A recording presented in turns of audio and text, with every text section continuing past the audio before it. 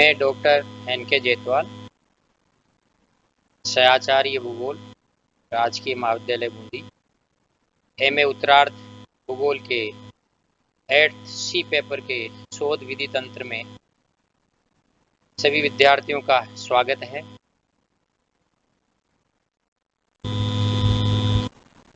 आज शोध विधि तंत्र का ये 6ठा अध्याय है, स्थानिक विश्लेषण की तकनीकें, special techniques of spatial analysis.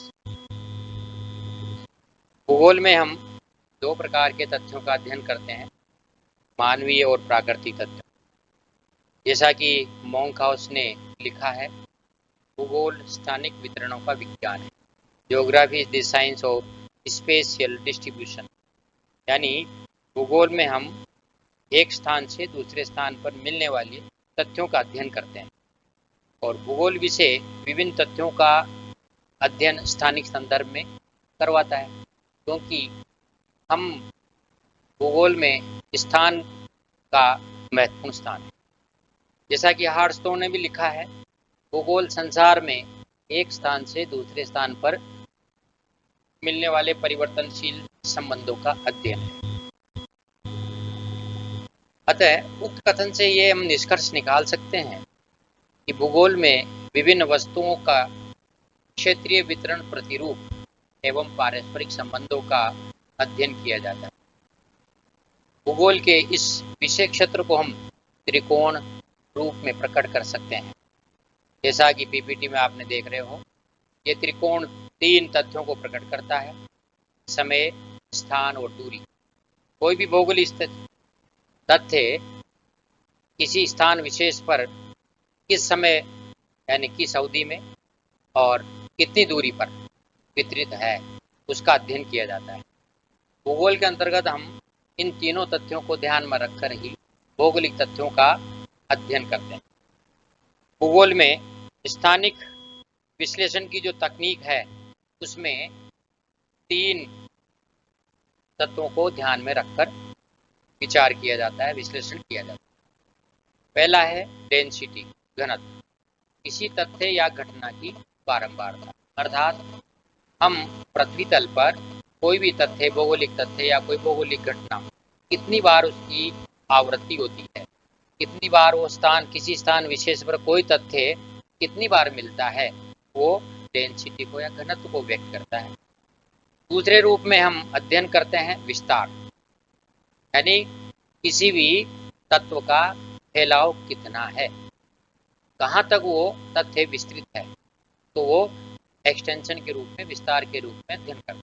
और तीसरा तत्व है प्रतिरूप, यानी तथ्य का वितरण पैटर्न किस तरह का है। पैटर्न से तात्पर्य यह है कि वो किस प्रतिरूप में विस्तृत है। स्थानिक विश्लेषण की भूगोल में कुछ विधियां हैं, और इन विधियों के द्वारा हम स्थानिक विश्लेषण प्रतिरूप निकालते हैं, अध्ययन करते हैं।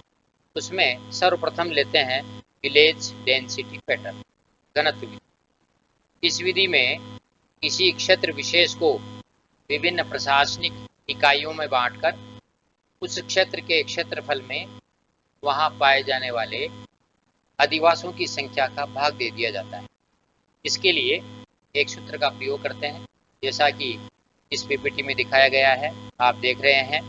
एरिया सर्व्ड बाय पर विलेज, यानी प्रति ग्राम के द्वारा कितना क्षेत्र प्रदर्शित है, वो निकाला जाता है।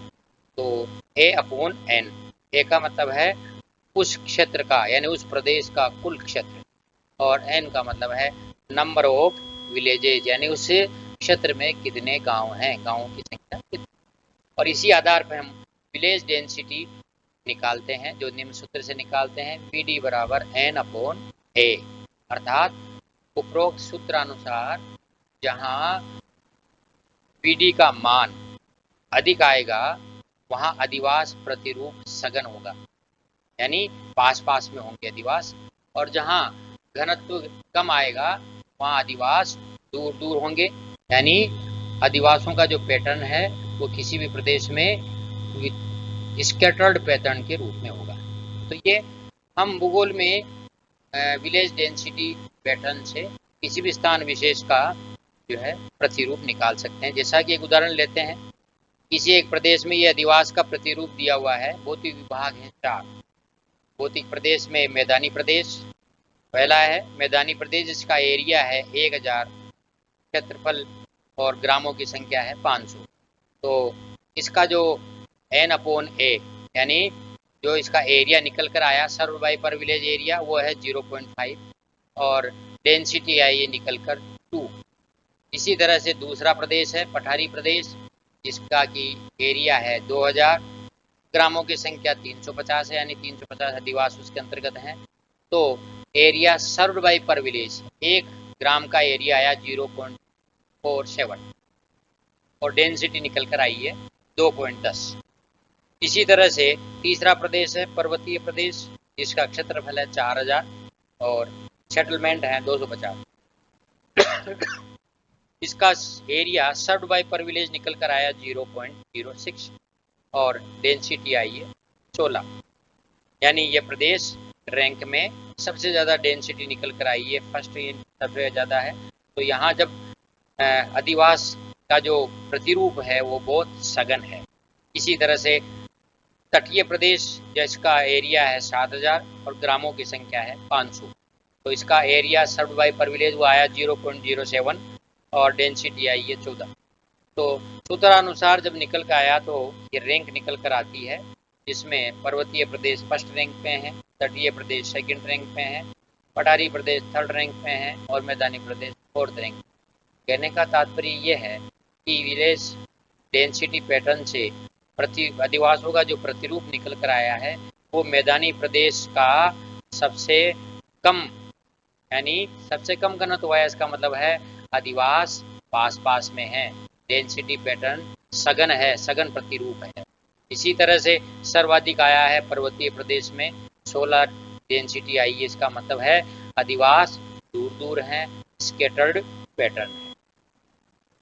दूसरी विधि का प्रयोग करते हैं वो है मेथड की विधि, मेथड।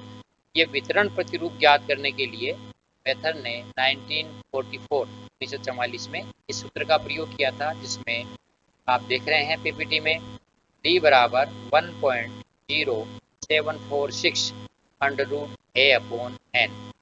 a डिनोट करता है कुल क्षेत्र को और n मतलब है अधिवासों की संख्या।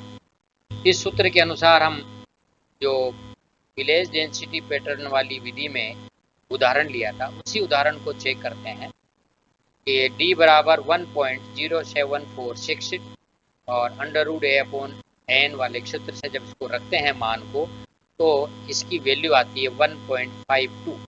यानी इस सूत्र के अनुसार जहाँ D का मान अधिक आएगा वहाँ दो अधिवासों के बीच की दूरी अधिक होगी। यानी जहाँ D का मान न्यूनतम होगा वहाँ अधिवासों की पारस्परिक दूरी कम होगी अर्थात सघन प्रतिरूप होगा। और जहाँ D का मान अधिक आएगा वहाँ अधिवासों की प्रतिरूप जो है स्कैटर्ड पैटर्न होगा, डिस्पर्स पैटर्न होगा। और अधिवास की जो ये विधि है वितरण प्रतिरूप ज्ञात करने की, ये दो विधियों का हमने आज यहाँ पर अध्ययन किया। अब अगली कक्षा में हम तीसरी विधि का प्रयोग करेंगे जिसमें हमने देखेंगे नियरेस्ट नेबर एनालिसिस में किस तरह से NN स्टैटिस्टिक्स से हम अधिवासों का वितरण ज्ञात करते हैं। धन्यवाद।